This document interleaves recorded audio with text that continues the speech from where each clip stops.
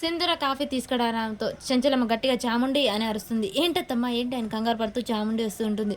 వెళ్ళి కాఫీ తీసుకురాపో అని చెప్పగానే సరే అత్తమ్మ అంటుంది. చాముండి ఒకసారి సింధూర వైపు చూడగానే సింధూర చేతిలో కాఫీ ఉంది. చాముండి ఇదేంటి ఆ సింధూర చేతిలో ఉన్న కాఫీని వద్దని నన్ను అంటుంది. సరే అత్తమ్మ తెస్తాను అని చెప్పేసి వెళ్ళిపోతుంది.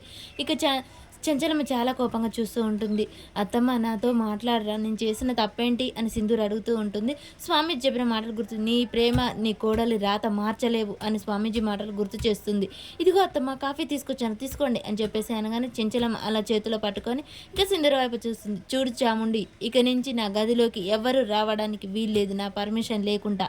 ఈ మాట మళ్ళీ మళ్ళీ చెప్పించుకోవడానికి వీల్లేదు, అర్థమవుతుందా అని చెప్పేసి చెంచలమ్మ అయితే తెచ్చిన కాఫీ సింధూర చాముండి చేతిలో పెట్టి, ఇదే లాస్ట్ వార్నింగ్, నా చేతిలో ఎవరు మళ్ళీ మళ్ళీ చెప్పించుకోవద్దు నా చేతితో అని చెప్పేసి అనగానే ఇక సింధూర బాధపడుతూ ఉంటుంది. చెంచలమ్మ వెళ్ళిపోతుంది.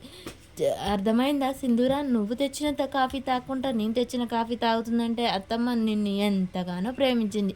కానీ తను ఇచ్చిన ప్రేమని గౌరవాన్ని నువ్వు నిలబెట్టుకోలేకపోయావు. గౌరవం లేని ఇంట్లో ఉండటం మంచిది కాదు కదా సింధూర.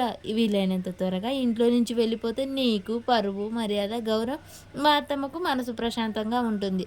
ఇంతదాకా తెచ్చాక ఇక నువ్వు ఉండటం కూడా అనవసరం. ఈ విషయం బాగా ఆలోచించు, నేను చెప్పేది అదే, అర్థమవుతుందా అని చెప్పేసి చాముండి అయితే వెళ్ళిపోతుంది. సింధూర చాలా బాధపడుతుంది. మరి సింధూర ఇంట్లో ఉంటుందా వెళ్ళిపోతుందా?